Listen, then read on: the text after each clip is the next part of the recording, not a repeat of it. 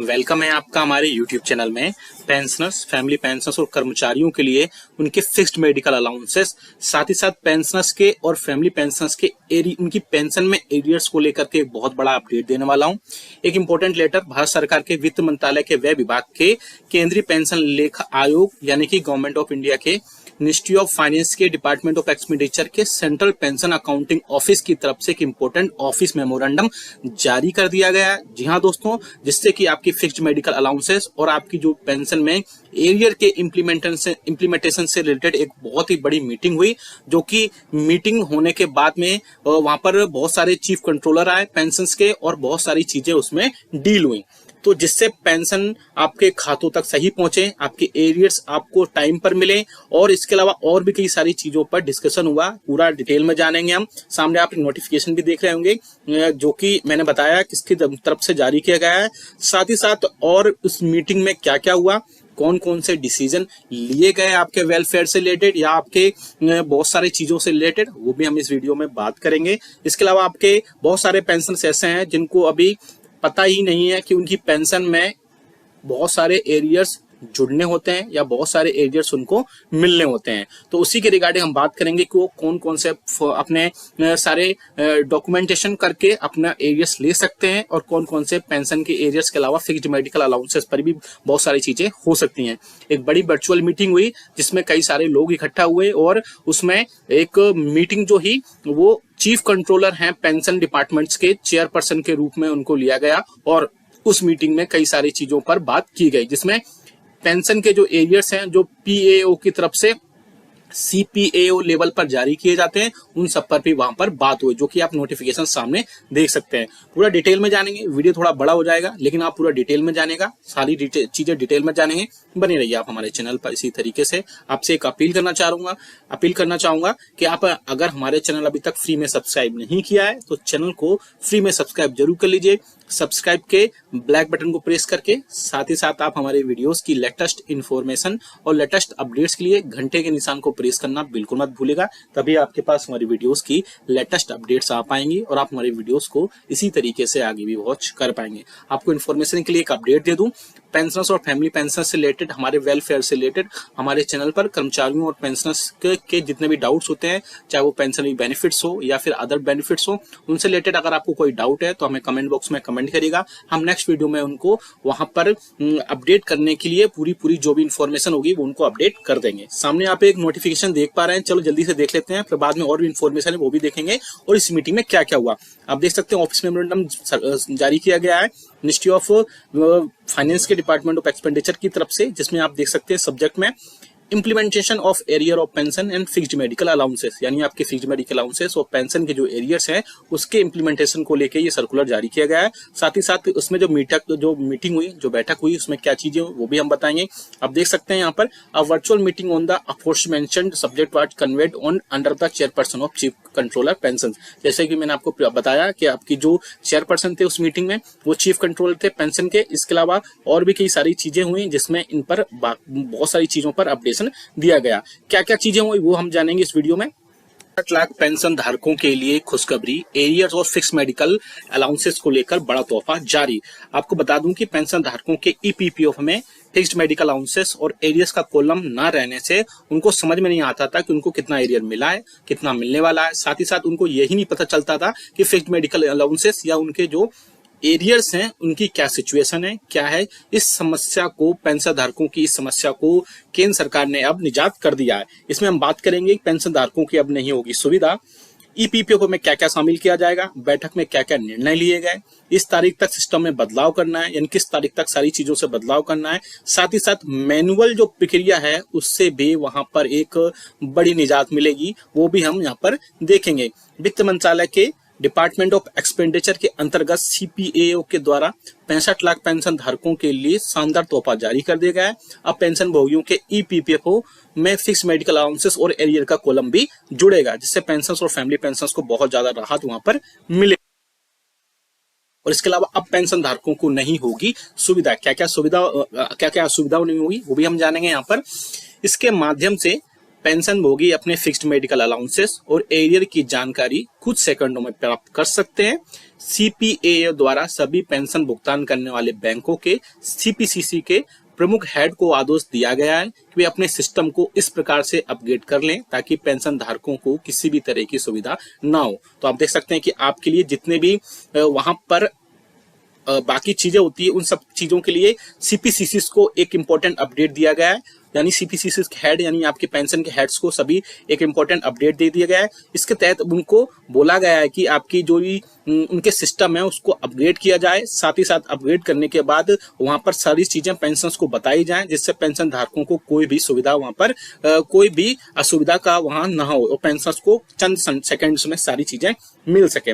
EPPO में क्या क्या शामिल किया गया है वो भी आप देख सकते हैं। सीपीएओ ने बताया कि भविष्य में पेंशन धारकों के फिक्स्ड मेडिकल अलाउंसेस और उनके एरियर के जुड़े सभी केस, जो भी कितने भी केस होंगे सारे, यानी जो भी इश्यूज होंगे डिजिटली रूप में भेजे जाएंगे। अब पेंशन धारकों के ईपीपीओ में फिक्स मेडिकल अलाउंसेस और एरियर का कॉलम रहेगा जिससे पेंशन भोगी इन बातों से अवगत रहेंगे। अभी तक आपको पता है कि जितने भी आपकी सीपीएओ से सारी चीजें आती है उनमें आपके मेडिकल अलाउंसेस और जो भी एरियर्स होते हैं उनका डिजिटली रूप में आपको भेजे जाएंगे। इससे पहले ये होता था कि वो सारी चीजें वहां पर ऐड होकर नहीं आती थी, जिससे पेंशन धारकों को बहुत ज्यादा या पेंशनर्स को फैमिली पेंशनर्स को बहुत ज्यादा दिक्कतों का सामना करना पड़ता था। अब ये सारी चीजें नहीं होंगी और फिक्स मेडिकल अलाउंसेस और एरियर्स का कॉलम आ जाएगा जिससे सारी, और इसके अलावा सीपीआईओ आपके जितने भी केस होंगे वो सारी चीजें टैली करेंगे और टैली करने के बाद वहां पर आपको सारी चीजें एक ही साथ वहां पर ली जाएंगी।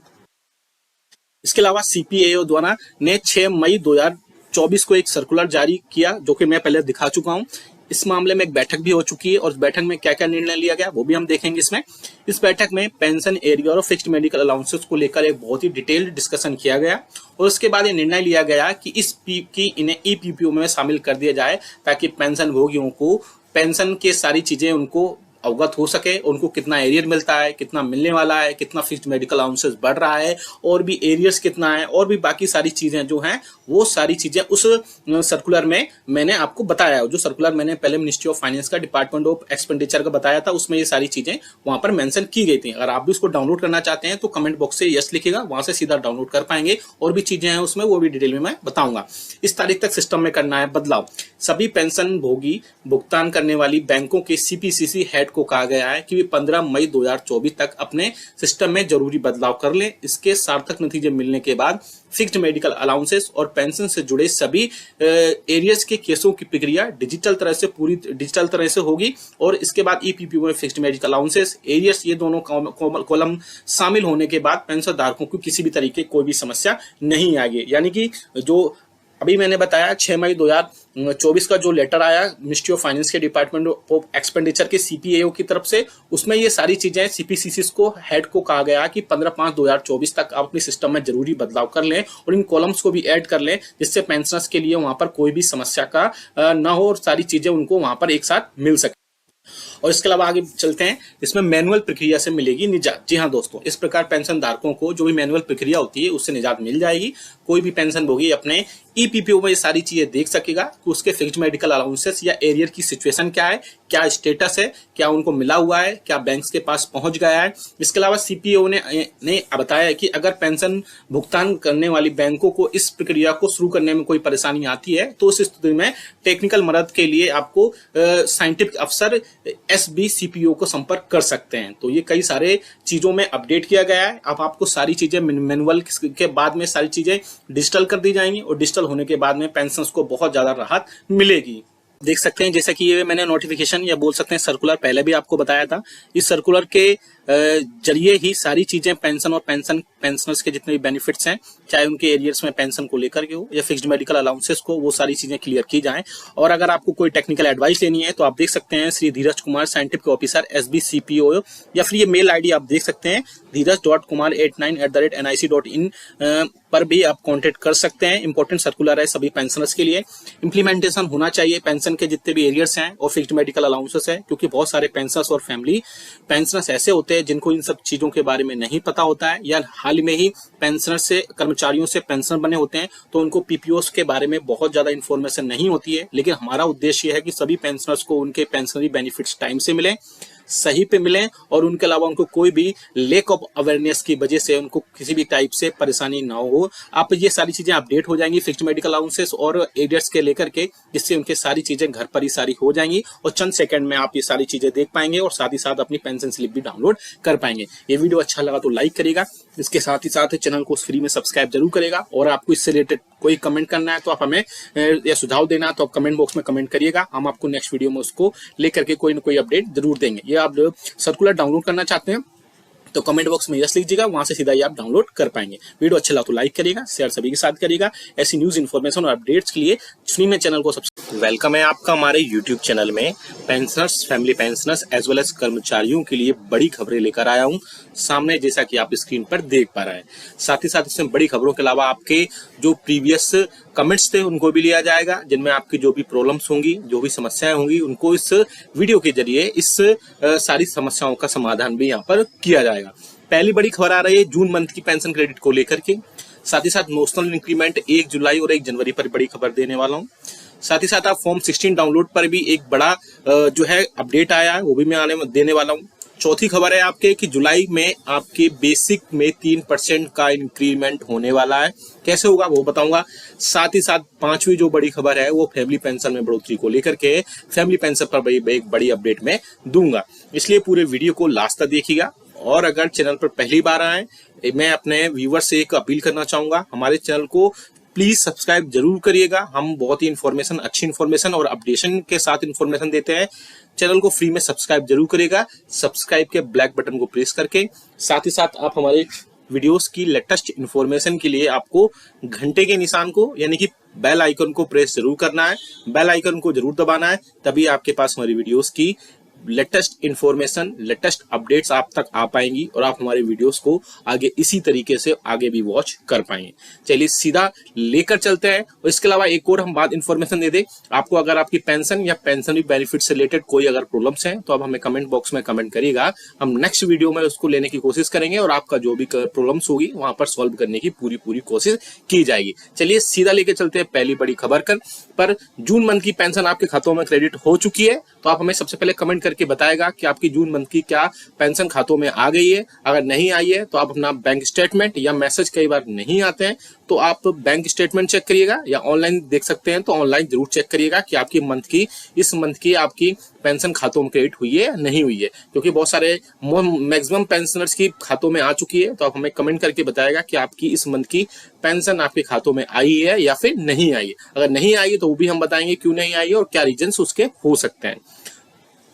अब बात करते हैं दूसरा बड़ा नॉमिनल इंक्रीमेंट को लेकर के।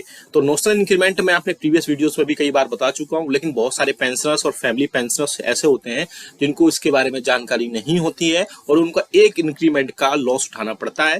बेसिकली नॉमिनल इंक्रीमेंट ऐसे इंक्रीमेंट को कहा जाता है, या ऐसे पेंशनर्स जो 30 जून को या 31 दिसंबर को रिटायरमेंट होते हैं, लेकिन जो उनका नेक्स्ट प्रमोशन होता है या नेक्स्ट इंक्रीमेंट होता है वो 1 जनवरी और 1 जुलाई को लगता है। तो ऐसे में उनको कई बार नॉमिनल इंक्रीमेंट नहीं दिया जाता है।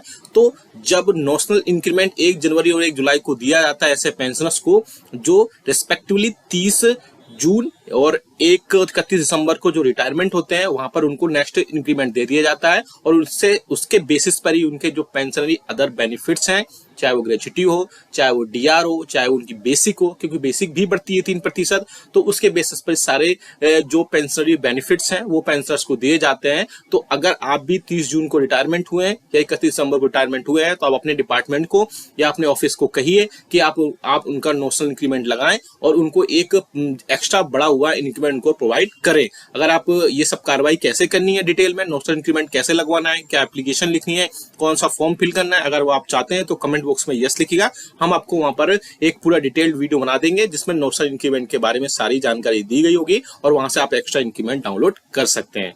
एक्स्ट्रा इंक्रीमेंट आप वहां से ले पाएंगे, जिससे आपके और भी सारे जो बेनिफिट्स हैं उसमें भी आपको सीधा फायदा मिल पाएगा। बात करते हैं तीसरी बड़ी खबर की। तो अब जो है आपका फॉर्म 16 डाउनलोड कर सकते हैं। जो स्पर्श के पेंशनर्स हैं वो स्पर्श से सीधा डाउनलोड कर सकते हैं और जो अलग मिनिस्ट्रीज या डिपार्टमेंट के पेंशनर्स हैं वो वहां से भी अपना फॉर्म 16 डाउनलोड कर सकते हैं। इवन जो एम्प्लॉयज हैं, सर्विंग एम्प्लॉयज हैं, वो भी अपने ऑफिस से, जहां भी डीडीओ आपका होता है, कैश डिपार्टमेंट्स होता है, वहां से जाकर के अपना फॉर्म 16 वहां से ले सकते हैं और सारी चीजें उसमें अपडेशन करवा सकते हैं। अगली बड़ी खबर की तब चले। अगली बड़ी खबर आ रही है जुलाई में बेसिक में इन 3% की बेसिक में इंक्रीज होने वाली है। बेसिकली आप सभी को पता है कि अब all India consumer price index का डेटा जो है आने वाला है, लास्ट वर्किंग डे को आ जाएगा, और जैसे ये आ जाएगा तो उसके बाद में आपका जुलाई मंथ का जो all India consumer price index का डेटा है वो कंफर्म हो जाएगा। और अब आपको जो है 3% महंगाई भत्ता और महंगाई राहत के मिलने के पूरे चांसेस यहाँ पर दिख रहे हैं। जुलाई से 3% आपका फिर से बढ़ोतरी हो जाएगा, और बढ़ोतरी होने के साथ ही अब यहाँ पर 53 से 54% तक महंगाई भत्ता और महंगाई राहत जा सकता है। हालांकि अभी एक मंथ का और all India consumer price index का डेटा आएगा, जैसे ही वो आएगा तो आपका कंफर्म हो जाएगा डीए और डीआर किनको कितना प्रतिशत मिलने वाला है। हालांकि मुझे जो लगता है कि 3% तक ही इस बार बढ़ने वाला है, क्योंकि all India consumer price index का जो डेटा है उसके बेसिस पर बढ़ोतरी इस बार ज्यादा नहीं हुई है, और बढ़ोतरी नहीं होने के चलते आपको 3% महंगाई भत्ता और महंगाई राहत यहाँ पर मिलेगा। तो जुलाई में 3% महंगाई भत्ता के चलते आपकी सारी जो डेटा है वो 3% तक उसमें बढ़ोतरी हो सकती है। अब बात करते हैं फैमिली पेंशन की। ऐसे पेंशनर्स जिसमें पेंशनर्स की डेथ हो चुकी है और उसके बाद उनकी जो नॉमिनीज हैं यानी उनकी वाइफ हैं, उनकी भी उस सिचुएशन में अगर डेथ हो चुकी है, तो अब आपको, अगर आप उनके लड़के हैं और लड़कियां हैं, दोनों अलग अलग सिचुएशन में पेंशन मिल सकती है। ऐसे बहुत सारे लोग होते हैं जिनको लड़कियां ये सोचती हैं, महिलाएं ये सोचती है कि उनको पेमेंट नहीं मिलती है, उनको फैमिली पेंशन नहीं मिलती है। तो ऐसा बिल्कुल नहीं है। आप अगर जो है आपने अगर अभी तक शादी नहीं हुई है, या आप विडो हैं, या फिर आप डाइवोर्सी हैं, तो आप अपनी फैमिली पेंशन के लिए एलिजिबल हैं, अपनी फैमिली के लिए, अपने पेरेंट्स के लिए, और वो आप ले सकते हैं। इवन जो लड़के भी हैं, अगर वो कुछ नहीं करते हैं और 25 साल से कम की एज है, तो वहां पर भी वो फैमिली पेंशन के लिए अप्लाई कर सकते हैं। लेकिन सिचुएशन यही होनी चाहिए कि पेंशनर्स और उसकी वाइफ, वहां पर जो डेथ उनकी होनी चाहिए। अगर वो डेथ हो गई है तो आप अपनी पेंशन के लिए फिर से अपने ऑफिस या डिपार्टमेंट में संपर्क करिए, और वहां से आप अपना जो है आपका इसमें सारी जो अपडेट फॉर्म फिल करिए, और आपको फैमिली पेंशन वहां पर स्टार्ट हो जाएगी। आप अगर चाहते हैं कि हम इस पर एक डिटेल वीडियो बनाएं तो कमेंट बॉक्स में यस लीजिएगा, हम फैमिली पेंशन आपको कैसी मिले उस पर भी वहां पर बात कर सकते हैं। अब बात करते हैं ऐसे पेंशनर्स की जिनकी एज 80 ईयर्स हो गई है, लेकिन अभी तक उनको एडिशनल पेंशन खातों में नहीं दी गई है। हाँ जी हाँ दोस्तों, ऐसे बहुत सारे पेंशनर्स हैं जिनकी एज 80 साल की सर्विस हो चुकी, 80 साल की एज पूरी हो चुकी है, लेकिन उसके बाद भी उनको एडिशनल पेंशन अभी तक नहीं दिया गया है। तो ऐसा में गवर्नमेंट ने एक नोटिफिकेशन और सर्कुलर जारी किया है, और उन्होंने बताया है कि बहुत सारे पेंशन ऐसे हैं जिन्होंने अपनी डेट ऑफ बर्थ सही से नहीं लिखी है। सपोज किसी की डेट ऑफ बर्थ 1/1/1964 है, तो उन्होंने सिर्फ 1964 लिखा हुआ है, या फिर मंथ नहीं लिखा गया है, या एग्जैक्टली डेट नहीं लिखी गई है। तो आपके जितने भी पीपीओस हैं उनमें आप अपनी जो डेट ऑफ बर्थ है वो बिल्कुल क्लियर कराइए, और ऑफिस में आप अपना मिलिए और उनसे सारी चीजें उनको बताइए कि हमने डेट सारी इन्फॉर्मेशन अपडेट्स करा दी है अपने रिकॉर्ड ऑफिस में जाकर के। उसके बाद से अब आपकी पेंशन में जो एडिशनल जो 20% की वृद्धि होती है वो वहां पर हो जाएगी, और 20% बढ़ोतरी होने के बाद में वहां पर जो आपकी बेसिक पेंशन में काफी हद तक बढ़ोतरी देखने को मिलेगी। तो ऐसे अभी बहुत सारे पेंशनर्स हैं जिन्होंने 80 साल की एज पूरी कर ली है, लेकिन उनको जो है फाइनली एडिशनल पेंशन का फायदा अभी तक नहीं पहुंच पाया, और आपने वहां पर इन्फॉर्म भी करना होता है। आप इन्फॉर्म करेंगे अपने रिकॉर्ड ऑफिस में जाकर के, सारे फॉर्म फिलअप करेंगे, सारी जो भी फॉर्मेलिटीज होती हैं वो सारी चेकअप करेंगे, चेक करने के बाद वहां पर सारी चीजें इन्फॉर्मेशन दे देंगे, और उसके बाद में आपकी एडिशनल पेंशन वहां पर लग जाएगी। अब एक और बात करते हैं यहाँ पर 18 मंथ्स के डी और डीआर पर। तो 18 मंथ्स के डी और डीआर पर अभी लेटेस्ट अपडेट्स ये आया है कि आने वाले दिनों में इस पर कोई ना कोई एक पॉजिटिव देखने को मिल सकता है। मीडिया में जो खबरें आ रही हैं अगर उनकी माने तो कर्मचारियों पेंशन और फैमिली पेंशन के 18 मंथ के डी और डीआर पर बड़ी इंफॉर्मेशन देखने को मिल सकती हैं। जी हाँ दोस्तों, 18 मंथ की बात करें तो उस पर सुनने में आ रहा है या मीडिया में जो खबरें आ रही हैं कि जल्द से जल्द इस पर पॉजिटिव कोई ना कोई अपडेट आ जाएगा, और कर्मचारियों पेंशन और फैमिली पेंशनर्स के लिए इसमें एक बड़ी सी राहत की खबर मिल सकती है। आपको जानकारी के लिए बता दी कि कोविड के टाइम पे 18 मंथ का डीए और डीआर का एरिया सामने रोका गया था, जिसके बाद कर्मचारियों पेंशन और फैमिली पेंशनर्स को बढ़ते हुए रेट पर तो दिया गया था डीए डीआर, लेकिन 18 मंथ का डीए और डीआर प्रोवाइड नहीं कराया गया था। इसके बाद यूनियंस और फेडरेशन लगातार सरकार से रिगार्डिंग बातचीत कर रहे थे, और उन्होंने अब जो है एक और फिर से लेटर लिखा है जिसमें कर्मचारियों पेंशन फैमिली पेंशन के 18 मंथ के डी और डीआर को बहाल या रिस्टोर करने की बात कही गई है। आगे जब भी इसमें कोई ऑफिशियल अपडेट आएगा तो हम आपको जरूर बता देंगे। ये वीडियो आपको अच्छा लगा तो लाइक करिएगा, साथ ही साथ हमने जितने भी इन्फॉर्मेशन के लिए आपको कमेंट बॉक्स में यस लिखने के लिए कहा तो यस जरूर लिखिएगा, और नो बोला है तो नो जरूर लिखिएगा। वीडियो अच्छा लगा तो लाइक करिएगा, शेयर सभी के साथ करिएगा। ऐसी इन्फॉर्मेशन और वेलकम है आपका हमारे यूट्यूब चैनल में। पेंशनर्स, फैमिली पेंशनर्स और कर्मचारियों के लिए कई सारे अपडेट्स लेकर आए, चाहे वो उनकी पेंशन में 5% बढ़ोतरी को लेकर के हो, 18 मंथ्स के DA/DR पर हो, साथ ही साथ नए पे कमीशन यानी आठवें वेतन आयोग के गठन से रिलेटेड हो, और भी कई ऐसे 14 पूरे इश्यूज होने वाले हैं इसमें, जिसमें हम बात करेंगे। सामने आप एक लेटर भी देख रहे होंगे जो कि लिखा गया है श्री जितेंद्र सिंह जी को, जो कि honourable minister of state for personnel public grievance and pension government of India है।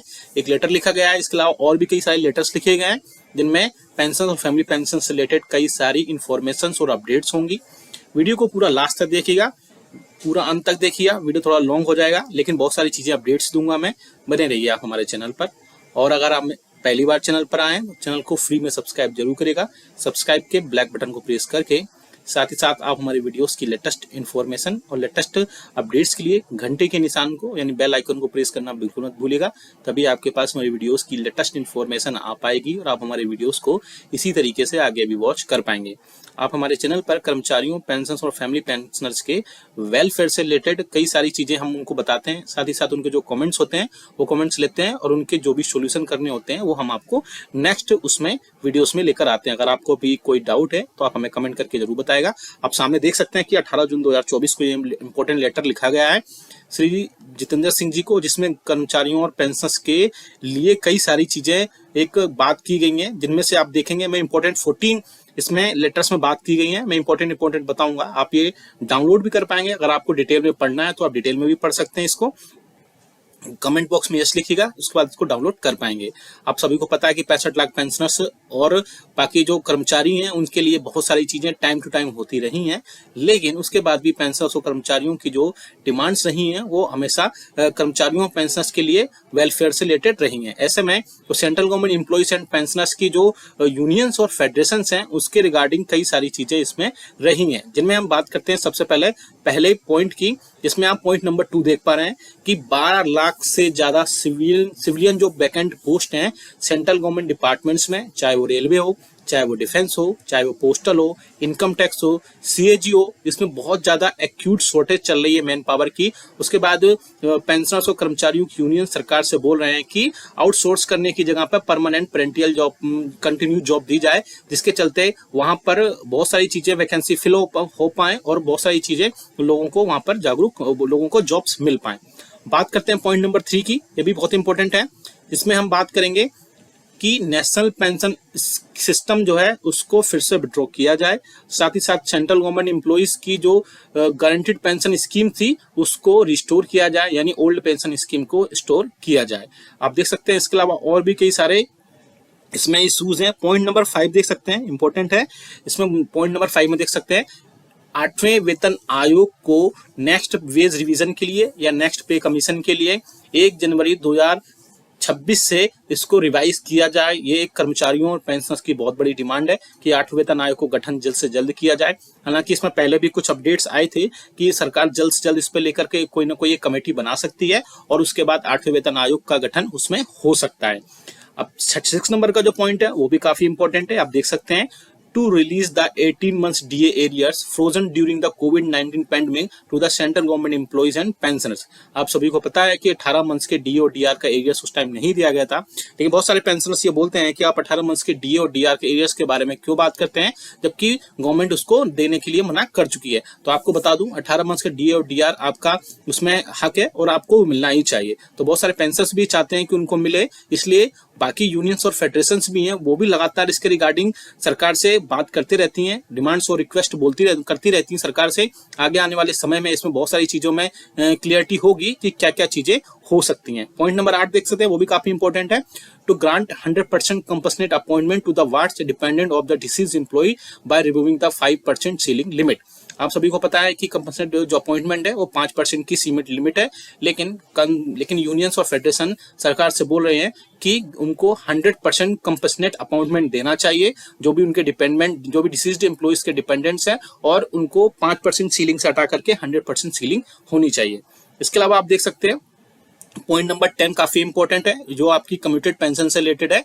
Restoration of the commuted portion of the pension to the pensioners after 12 years instead of the present 15 years. आप सभी को पता है कि आपकी जो pension का कम्यूटेशन है वो 15 साल में होता है, लेकिन अब रिस्टोर 12 साल में से पहले उसको रिस्टोर किया जाना चाहिए सरकार की कर्मचारियों और पेंशनर्स की। और यूनियंस कई बार इसके रिगार्डिंग भी पहले भी लेटर लिख चुकी है कि जो कम्यूटेशन पेंशन है उसको 15 साल की जगह कम करके 12 साल या 11 साल या फिर 10 साल तक कर देना चाहिए, क्योंकि 15 साल एक लंबा गैप हो जाता है जिसके चलते पेंशनर्स अपनी कम्यूटेड पेंशन को नहीं ले पाते हैं और उसके बाद में उनको कई सारी चीजें, पैसे होने के बाद भी सारी चीजें नहीं कर पाते हैं। इसलिए उसके बाद में उनको जो कम्यूटेड पेंशन है वो दी जानी चाहिए 12 साल में। सबसे इंपॉर्टेंट एक है कि पार्लियामेंट्री स्टैंडिंग कमेटी ने कई सारे रिकमेंडेशंस दिए थे। उन रिकमेंडेशंस में 5% हर साल 5% के ब्लॉक में पेंशनर्स को रिटायरमेंट के बाद उनको दी जाना चाहिए। साथ ही साथ और भी पार्लियामेंट्री स्टैंडिंग कमिटीज के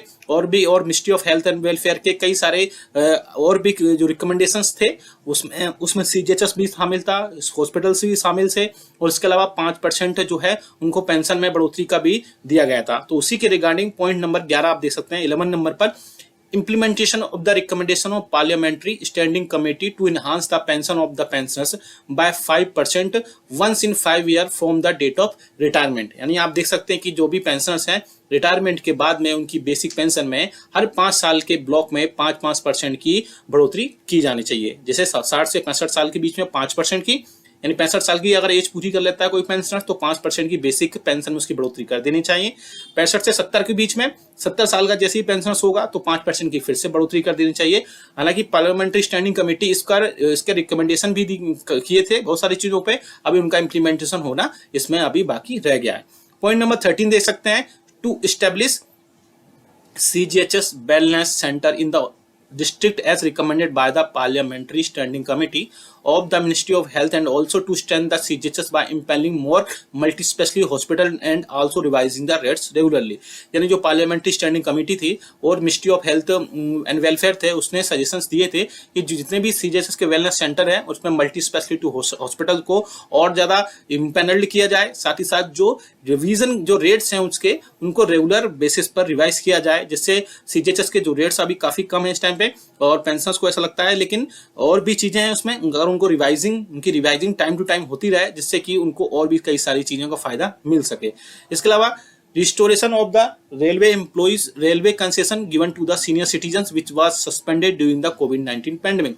यानी कि जो सीनियर सिटीजन्स हैं या पेंशनर्स कह लो, उनके लिए जो रेलवे के कंसेशंस थे वो कोविड के टाइम पे सस्पेंड कर दिए गए थे। साथ ही साथ उनको बोला जा रहा है कि ये सब चीजों को फिर से रिस्टोर किया जाए। इसके अलावा पेंशनर्स के लिए कर्मचारियों के लिए इसमें कई और भी सारी चीजें हैं जिनको मैं रीड अभी नहीं किया है क्योंकि वो ज्यादा इंपॉर्टेंट नहीं थी। मैंने मोस्टली जो पेंशन से रिलेटेड चीजें थी वही इसमें डिटेल बात की है। आपको क्या लगता है कि इनमें से कौन कौन सी डिमांड्स, कौन कौन सी रिक्वेस्ट सरकार पूरी कर सकती है और सबसे पहले कौन कौन सी रिक्वेस्ट सरकार को पूरी करना चाहिए? आप ये नोटिफिकेशन भी डाउनलोड कर सकते हैं। वीडियो को लाइक करने के बाद कमेंट कर देना, यस लिख देना, उसके बाद ये पूरा डाउनलोड कर पाएंगे। साथ ही साथ मुझे जो लगता है कि सबसे पहले पेंशनर्स की बेसिक पेंशन में बढ़ोतरी की जानी चाहिए।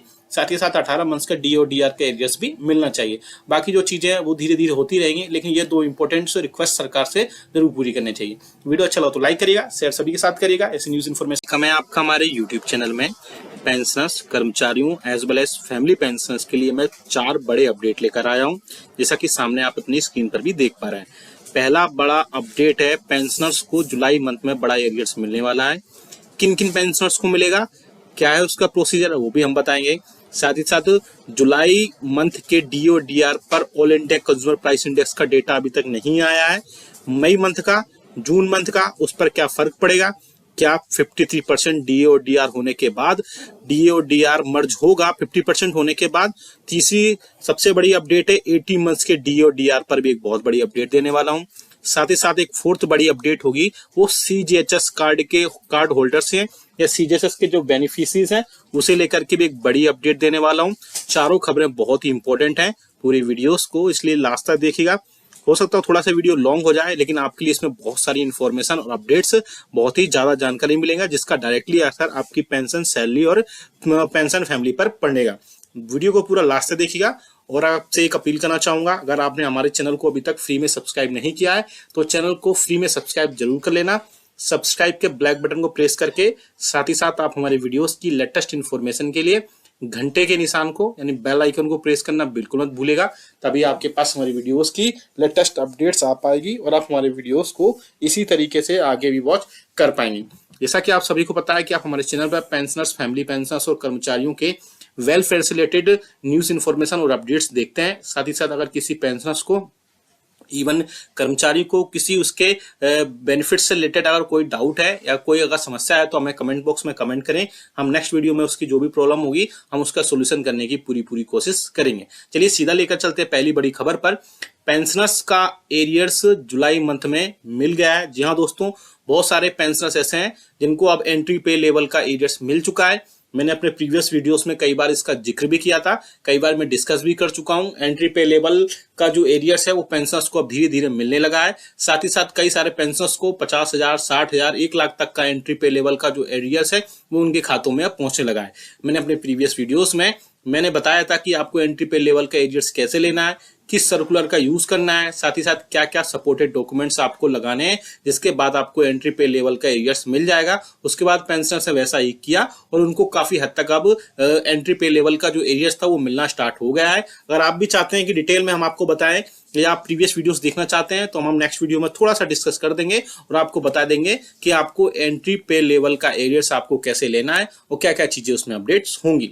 अब बात करते हैं दूसरी बड़ी खबर पर। इसमें 53% अब DA/DR होने के पूरे चांसेस हैं, लेकिन अभी all India consumer price index का डेटा फिर से रुक गया है। जैसे कि फरवरी, मार्च और अप्रैल मंथ्स में all India consumer price index का डेटा नहीं पब्लिश किया गया था। उसके बाद अब मीडिया में और सोशल मीडिया में ऐसी खबरें आने लगी थी कि गवर्नमेंट DA और DR को मर्ज कर सकती है 50% के बाद में। अब फिर से, लेकिन उसके बाद गवर्नमेंट ने जैसे ही कोड ऑफ कंडक्ट वापस लिया गया उसके बाद में कर्मचारियों, पेंशनर्स और फैमिली पेंशनर्स का जो DA और DR होता है उसको फिर से अपडेट कर दिया गया और उसमें बाद फिर से अब DA/DR आने लगा, उसके डेटा पब्लिश कर दिया गया। लेकिन अब फिर से जो all India consumer price index का डेटा है वो रोक दिया गया है। तो अब फिर से ऐसी बातें होने लगी हैं कि क्या सरकार इसको मर्ज करने वाली है। साथ ही साथ कर्मचारियों, पेंशनर्स और फैमिली पेंशनर्स के जो DA और DR होगा उसमें क्या अपडेट होगा। लेकिन मैं आपको पहले ही बता देता हूं कि अभी कुछ दिन में ये चीजें क्लियर हो जाएंगी। All India consumer price index का जो डेटा है वो पब्लिश कर दिया जाएगा। साथ ही साथ कर्मचारियों का जो डेटा होगा उसमें डेटा के बेसिस पे ही आपका जुलाई मंथ का और आपका DA और DR उसमें तय किया जाएगा। मोस्ट प्रोबेबली चांसेस है 53% है, फिर भी अगर इसमें डेटा में बहुत ज्यादा चेंजेस होते हैं तो ज्यादा से ज्यादा ये 54% तक जा सकता है, इससे ऊपर ये नहीं जाएगा। अब बात करते हैं 18 मंथ्स के DA और DR पर क्या बड़ा अपडेट आया है।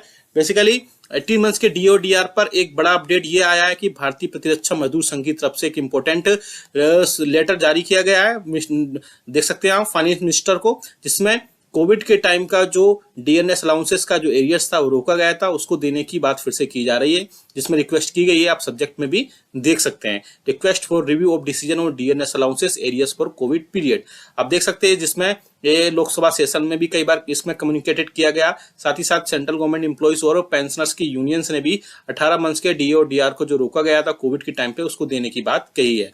उसमें ये लेटर में ये भी बोला है कि जो हमारा देश है, नेशन है, ग्रेजुअली रिकवर कर रहा है हमारे पैंडेमिक से। उसके बाद में अब हमारी इकोनॉमी काफी हद तक स्ट्रांग हो चुकी है, जिसके चलते कर्मचारियों और पेंशनर्स ने कोविड के टाइम में, कर्मचारियों ने कोविड टाइम में बहुत अच्छा काम किया था और उसके बाद उन सबका जो है अब जो DA और DR है उसको उनका जो भी कंट्रीब्यूट था उसको DA/DR के रूप में उनको मिलना चाहिए।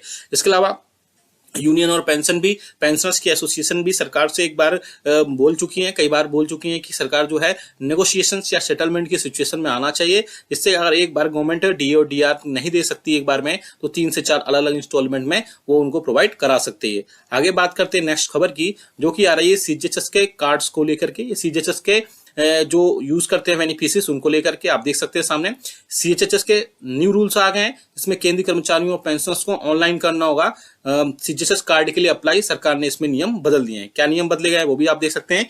CGHS में अप्लाई करने के नियम बदल गए हैं। केंद्रीय कर्मचारियों और पेंशनर्स को CGHS के कार्ड के लिए ऑनलाइन अब अप्लाई करना होगा। स्वास्थ्य और परिवार कल्याण मंत्रालय यानी कि ministry of health and family welfare ने केंद्र सरकार के कर्मचारियों और केंद्र सरकार के पेंशनर्स को केंद्र सरकार स्वास्थ्य योजना यानी कि CGHS कार्ड जारी करने के दिशा निर्देश जारी कर दिए हैं। क्या वो दिशा निर्देश हैं वो भी आप देखेंगे थोड़ा सा डिटेल में हम। दिशा निर्देश जारी यानी कि जो गाइडलाइंस है वो जारी कर दी गई हैं और उसी गाइडलाइंस के बेसिस पर ही सारी चीजें अब आगे होंगी, जिनमें से कई सारी गाइडलाइंस में ये बोला गया है कि उस जो सरकार ने गवर्नमेंट ने ऑफिस मेमोरेंडम जारी किया है उसमें केंद्र सरकार ने बोला है कि सर्विस में केंद्र सरकार के कर्मचारियों को नए सीजीएचएस कार्ड के लिए अनिवार्य रूप से ऑनलाइन अप्लाई करना होगा। केंद्र सरकार का कर्मचारी अस्थायी रेफरेंस नंबर जनरेट होगा, जिसे आप www.cghs.nic.in पर जाकर अप्लाई कर सकते हैं या वहां से ऑनलाइन फिल कर सकते हैं। उसे वेबसाइट पर उपलब्ध फॉर्म भरकर ऑनलाइन जमा करना होगा। एक बार यह हो जाने के बाद ऑनलाइन एप्लीकेशन लेटर का प्रिंट आउट लेना होगा और हार्ड कॉपी से संबंधित अपने विभाग में जमा करनी होगी।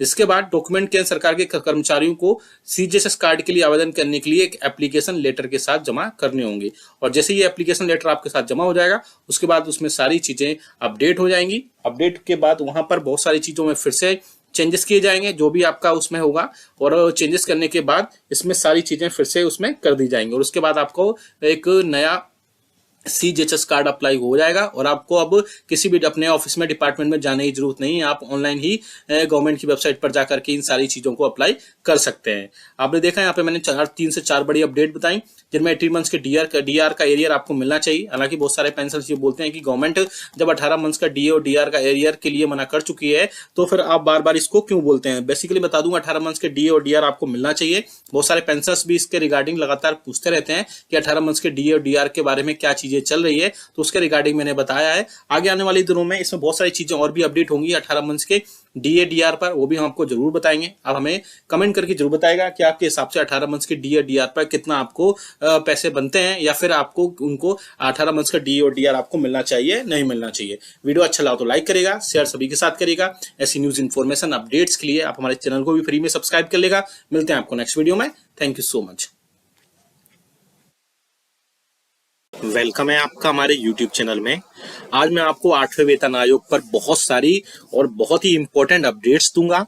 मैं आपको बताऊंगा कि 8वें वेतन आयोग में क्या आपका फिटमेंट फैक्टर हो सकता है। सारा एक चार्ट लेकर आया हूं, डिटेल में बात करेंगे पूरा 8वें वेतन आयोग पर।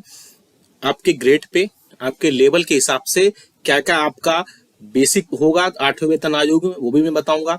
क्या फिटमेंट फैक्टर हो सकता है वो भी मैं बताऊंगा। साथ ही साथ 4th, 5th, 6th और 7th पे कमीशन में कितने % की हाइक हुई आपकी, क्या फिटमेंट फैक्टर रहा, कितनी मिनिमम बेसिक सैलरी थी, कितनी मिनिमम बेसिक पेंशन थी, उस पर भी बात करेंगे और जानेंगे कि 8वें वेतन आयोग का जो प्रपोजल है वो गवर्नमेंट कब तक दे सकती है, कब तक लागू हो सकता है, क्या सारे इसमें अपडेट्स होंगे। यानी एक ही वीडियो में आपके 8वें वेतन आयोग पर यानी कि 8th CPC पर सारे अपडेट्स मिल जाएंगे। साथ ही साथ आप अपनी बेसिक पेंशन और बेसिक सैलरी भी देख पाएंगे अगर 8वां वेतन आयोग जिस हिसाब से लागू हो सकता है।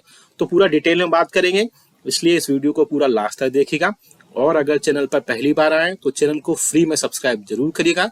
सब्सक्राइब के ब्लैक बटन को प्रेस करके साथ ही साथ आप हमारी वीडियोस की लेटेस्ट अपडेट्स के लिए, लेटेस्ट इन्फॉर्मेशन के लिए बेल आइकन को यानी घंटे के निशान को प्रेस करना बिल्कुल मत भूलेगा। तभी आपके पास हमारी वीडियोस की लेटेस्ट अपडेट्स आ पाएगी और आप हमारी वीडियोस को इसी तरीके से आगे भी वॉच कर पाएंगे। सबसे पहले जानते हैं कि किन पे कमीशन में कितनी बढ़ोतरी हुई।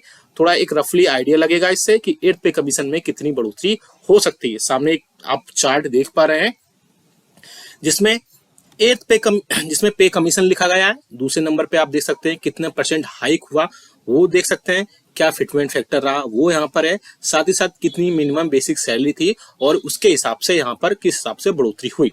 तो सबसे पहले हम बात करते हैं 4th पे कमीशन की।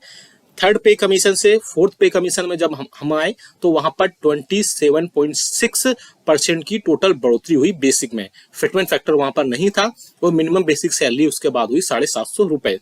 अब आगे चलते हैं 5th पे कमीशन में। जब 5th पे कमीशन आया तो 31% की यहाँ पर बेसिक सैलरी में बढ़ोतरी हुई। फिटमेंट फैक्टर यहाँ भी नहीं था और बेसिक सैलरी 750 रुपए से बढ़ करके 2550 रुपए यहाँ पर हुई। अब बात करते हैं 6th पे कमीशन की। इसमें बढ़ोतरी हुई 54% की और यहां से अब फिटमेंट फैक्टर इंट्रोड्यूस हुआ, यानी कि 2250 रुपए में 1.876 का मल्टीप्लाई करने के बाद रफली 7000 रुपए यहां पर आए। यानी फिटमेंट फैक्टर ऐसा क्रूशियल रोल प्ले करता है जब आपकी बेसिक सैलरी जो भी होगी और एक फिटमेंट फैक्टर निकल कर आएगा, उसके बाद ही यहाँ पर आपकी टोटल बेसिक सैलरी या बेसिक पेंशन काउंट होगी। सपोज करिए नेक्स्ट की बात करते हैं हम, यानी कि सेवंथ पे कमीशन में 14.29% की बढ़ोतरी हुई और फिटमेंट फैक्टर अभी आपका जो प्रेजेंट में है वो 2.57 है। और बेसिक सैलरी की बात करें तो आपकी बेसिक सैलरी 18,000 रुपए और आपकी बेसिक जो पेंशन है वो 9,000 रुपए। और वो आती कैसे है, आपका जो भी प्रीवियस में 7,000 आपकी पे कमीशन में था और उसमें 2.57 का मल्टीप्लाई जब किया गया तो आप देख सकते हैं कि रफली एग्जैक्ट 18,000 नहीं आते हैं, रफली 18,000 रुपए आए, 17,500 आए तो उसको 18,000 रुपए बेसिक बनाया गया। अब बात करते हैं कि 8वें वेतन आयोग में कितने % का हाइक होगा, क्या फिटमेंट फैक्टर हो सकता है और कितनी मिनिमम बेसिक सैलरी या मिनिमम बेसिक पेंशन हो सकती है। अब हम उसकी बात करेंगे। आपने देखा यहाँ पर 4th से 5th के कमीशन में आप देख सकते हैं 31% का हाइक हुआ, 6 पे कमीशन में 54% का हाइक हुआ, 7 पे कमीशन में 14.29% का हाइक हुआ। वहीं बात करते हैं अगर 6 पे कमीशन की, तो उसमें फिटमेंट फैक्टर 1.86 रहा। वहीं 7 पे कमीशन की बात करते हैं, उसमें फिटमेंट फैक्टर 2.57 है जो करंटली अभी चल रहा है। अब बात करेंगे कि क्या 8वें वेतन आयोग में क्या फिटमेंट फैक्टर होना चाहिए। पहले आप भी वीडियो को रनिंग में ही कमेंट कर सकते हैं कि आपके हिसाब से कितना फिटमेंट फैक्टर होना चाहिए या कितने प्रतिशत की हाइक पेंशन और सैलरी में होने चाहिए जिससे आपकी मिनिमम बेसिक पेंशन और मिनिमम बेसिक सैलरी हो। हम पूरा डिटेल में चार्ट देखेंगे 8वें वेतन आयोग में क्या चार्ट होगा, क्या सारी अपडेट्स होंगी, वो चार्ट हम लेकर आए। आप देख सकते हैं ये चार्ट है और हम इसमें फिटमेंट फैक्टर जो है 2.528 लेकर आए। यानी फिटमेंट फैक्टर हम अगर एक्सपेक्टेड बात करते हैं इसमें कम ज्यादा भी हो सकता है, एग्जैक्ट यही भी हो सकता है। मैं आपको एक रफली आइडिया दे रहा हूँ कि फिटमेंट फैक्टर 2.28 अगर हम लेकर चलते हैं तो क्या आपका बेसिक पेंशन होगा, क्या बेसिक सैलरी होगी, ये सारी चीजें हम इस पर बात करेंगे। लेकिन सबसे पहले इस चार्ट पर, इस टेबल पर बात करने से पहले हम थोड़ा सा ये बात कर लेते हैं कि 8वें वेतन आयोग का प्रपोजल कब तक आ सकता है, क्या इसमें अपडेट्स आएंगे, वो हम यहाँ पर देख लेते हैं। सबसे पहले आप देख सकते हैं मीडिया में जो खबरें आई उन पर बात करें थोड़ा सा। 8th pay commission central government receives proposal expected to be unveiled in July 2024, यानी कि जुलाई 2024 तक सेंट्रल गवर्नमेंट एक प्रपोजल एक्सपेक्ट कर रहे हैं सेंट्रल गवर्नमेंट से। आप देख सकते हैं इसमें Central government has received a comprehensive proposal to establish the 8th Central Pay Commission (CPC), timed with the upcoming budget for 2024, expected to be unveiled in July. The proposal aims to review and revise the basic pay, allowances, pensions and other benefits for central government employees and pensioners. यानी कि जुलाई में जो budget session है, जो आने वाला budget session है उसमें इस पर बात हो सकती है। आगे आप देख सकते हैं urgent call for the 8th pay commission. Mister Shiv Gopal Mishra, secretary of the national council staff side of joint consultative machinery यानी JCM for central government employees has urged the government to prioritise the formation of 8th CPC. In a detailed letter to the cabinet secretary, Mishra highlighted the need for this commission to address the economic challenges faced by the government employees and government pensioners. तो आप देख सकते हैं कि जो NCJCM के secretary है mister Shivgopal Mishra, उन्होंने गवर्नमेंट को एक लेटर लिखा और उस लेटर में 8वें वेतन आयोग को जल्द से जल्द लाने की, जल्द से जल्द फॉर्म करने की बात कही गई है, क्योंकि इकोनॉमिक जो भी चैलेंजेस हैं वो बहुत ज्यादा फेस करने पड़ रहे हैं गवर्नमेंट एम्प्लॉइज को और गवर्नमेंट पेंशनर्स को। अब बात करते हैं थोड़ा सा बैकग्राउंड की, क्या और क्या टाइमिंग हो सकती है 8वें वेतन आयोग की, उस पर भी एक बड़ी हम यहाँ पर डिस्कशन करेंगे। Traditionally, the central government commission is formed every 10 years to evaluate and recommend changes to the pay structures, allowances and benefits of central government employees, incorporating necessary adjustment for inflation. यानी कि 8वें वेतन आयोग या कोई भी पे commission होता है वो उसका एवोल्यूशन और रिकमेंडेशन किए जाते हैं, उसके वेतन भत्ते और जो भी बेनिफिट्स होते हैं सेंट्रल गवर्नमेंट एम्प्लॉइज और पेंशनर्स के, वो इन्फ्लेशन के चलते ऐसा सब किया जाता है। द 7th पे commission established by the prime minister on February 28, 2024 implemented its recommendation starting from 1/2016। आपको पता ही कि 7वें वेतन आयोग का गठन 28 फरवरी 2024 को किया गया था, जो कि 2014 को किया गया था, जो कि 1 जनवरी 2016 से लागू किया गया था। अब बात करते हैं CPC कब से स्टार्ट हो सकता है। The 8th CPC is proposed to commence from 1 जनवरी 2026, यानी कि एक जो आपका 8वां वेतन आयोग है एक्सपेक्टेड है कि 1 जनवरी 2026 से इसे एक्सपेक्ट किया जा रहा है। However, the government has yet to announce the formal establishment, leaving over 1 crore central government employees and pensions awaiting updates। आप देख सकते हैं कि जो सेंट्रल गवर्नमेंट के 1 करोड़ एम्प्लॉइज और पेंशनर्स है वो 8वें वेतन आयोग का इंतजार कर रहे हैं और देखना होगा कि कब तक इसमें क्या क्या चीजें अपडेट होती हैं। मोस्ट प्रोबेबली चांसेस है कि जुलाई तक इसमें कोई ना कोई अपडेट निकल कर आएगा और उसके बेसिस पर हम फिटमेंट फैक्टर के बढ़ोतरी होने के बाद कर्मचारियों, पेंशनर्स और फैमिली पेंशनर्स का 8वें वेतन आयोग का गठन हो सकता है। हम प्रोजेक्शन की बात कर रहे हैं यहाँ पर, इसमें कोई भी बढ़ोतरी या कमी हो सकती है। प्रोजेक्टेड है 8th पे कमीशन के हिसाब से अगर हम बात करते हैं यहाँ पर, तो आप देख सकते हैं 8 CPC for level 1 to level 5 fitment factor की बात करें यहाँ पर, क्योंकि मैंने अभी प्रीवियस बताया कि फिटमेंट फैक्टर ही सबसे बड़ा रोल, क्रूशियल रोल प्ले करेगा आपकी पेंशन, आपकी सैलरी में कितनी बढ़ोतरी होती है। तो आप देख सकते हैं हमने level 1, level 2, level 3, level 4, level 5 की यहाँ पर टेबल लेकर आए हैं, जिसमें 6 पे कमीशन, 8वें पे कमीशन में कितनी बेसिक आपकी होने जा रही है वो अब इस टेबल में बताने जा रहे हैं। तो आप सबसे पहले बात करते हैं लेवल 1 की। अगर आपका बेसिक इस टाइम पे 18,000 रुपए है तो आपका 8th पे कमीशन में फिटमेंट फैक्टर 2.28 के बेसिस पर 41,000 रुपए हो सकता है। वही बात करें इसमें आपका लेवल 1 में अगर आपकी बेसिक 18,500 रुपए है तो 42,000 रुपए आपका बेसिक हो सकता है। वहीं हम बात करें लेवल 1 में आपका अगर बेसिक 19,100 रुपए है तो 43,400 रुपए यहाँ पर हो सकता है।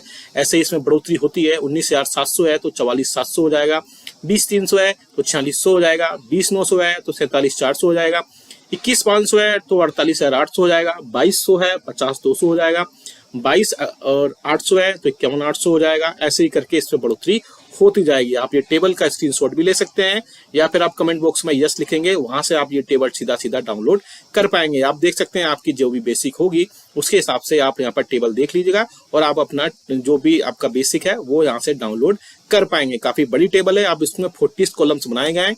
अब बात करते हैं लेवल 2 की। अगर लेवल 2 में आप अगर आते हैं और आपका अगर बेसिक जो है वो 19,900 है तो 8 पे कमीशन में आपका फिटमेंट फैक्टर 2.28 के बेसिस पर आपका जो सैलरी बेसिक होगा वो 45,400 रुपए होगा। वहीं अगर हम बात करें आपका लेवल 2 में 20,500 अगर आपका बेसिक है तो 8 पे कमीशन में 46,700 रुपए हो सकता है।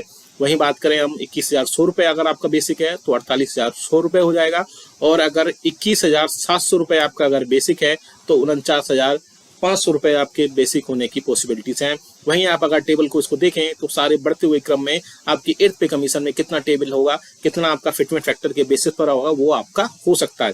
वहीं हम लेवल 3 की बात करें, अगर आपका लेवल 3 में जो ग्रेड पे है वो 2,000 रुपए है। आप देख सकते हैं लेवल 3 में बेसिक अगर आपका 21,700 रुपए है तो आप 49,500 रुपए यहाँ पर आपका बेसिक हो सकता है। यही बात करें अगर हम आपका बेसिक 22,400 रुपए है तो 51,100 रुपए तक इसमें पॉसिबिलिटीज जताई जा रही है। वहीं बात करें अगर हम फिर से 23,100 रुपए इसका बेसिक है तो 52,700 रुपए बेसिक हो सकता है। लेवल 3 में फिर से अगर हम आपका बेसिक बात करें 23,800 तो 54,300 यहाँ पर हो सकता है। फिर से अगर हम बात करें 24,500 तो 55,900 आपका यहाँ पर बेसिक दिखाई दे रहा है। बात करें फिर से लेवल 4 जो कि ग्रेड पे होता है 2400, इसमें अगर हम बात करें तो 7th CPC में बेसिक स्टार्ट होता है 25,500 से, तो 8वें वेतन आयोग में 2800 ग्रेड पे होने के बाद 2800 फिटमेंट फैक्टर 2.28 होने के बाद आपका बेसिक 58,100 रुपए हो सकता है। वहीं 26,300 की बात करें, अगर आपका बेसिक 26,300 होता है तो 60,000 रुपए आपका बेसिक हो सकता है।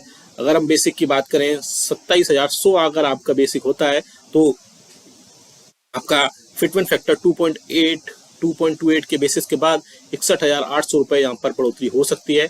वहीं अगर 4th की बात करें, अगर आपका बेसिक 27,900 रुपए है तो इसमें 63,600 रुपए, और अगर आपका बेसिक 28,700 रुपए है तो 65,400 रुपए आपकी बेसिक होने की पूरी पॉसिबिलिटीज बताई जा रही है। अगर हम लेवल 5 की बात करें जिसका ग्रेड पे 2800 होता है, अगर 7 CPC में स्टार्टिंग लेवल 5 में 7 CPC है 29,200 होने के बाद 66,600 रुपए यहाँ पर हो सकता है। वहीं अगर 30,100 है आपका बेसिक तो 68,600 रुपए हो सकता है, और 31,100 रुपए है तो 70,700 रुपए हो सकते हैं। 31,900 रुपए अगर आपके बेसिक है तो 72,700 रुपए हो सकता है। 32,900 बेसिक है तो आपका 75,000 टोटल बेसिक हो सकता है। और वहीं बात करें 33,900 अगर आपका बेसिक है तो 77,300 रुपए आपका बेसिक होने की यहाँ पर 8वें वेतन आयोग में पॉसिबिलिटीज जताई जा रही है। ये बहुत अच्छी टेबल है। फिटमेंट फैक्टर ये 2.28 के बेसिस पर है, और अगर फिटमेंट फैक्टर बदलता है तो आपकी बेसिक पे भी बदल सकती है, लेकिन एक्सपेक्टेड है कि अगर 2 तक या 2.57 तक भी अगर इसमें बढ़ोतरी होती है तो पेंशन काफी बढ़ोतरी हो जाएगी। इसमें काफी ज्यादा बढ़ोतरी होने की बात कही जा रही है। लेकिन 8वें वेतन आयोग में देखना होगा कि क्या फिटमेंट फैक्टर रहता है। आप भी हमें कमेंट करके बताएगा कि आपके हिसाब से कितना प्रतिशत फिटमेंट फैक्टर हो सकता है और क्या फिटमेंट फैक्टर पर आपको कितनी बेसिक पेंशन और बेसिक सैलरी आपको चाहिए, आप हमें कमेंट करके जरूर बताएगा। और आप अगर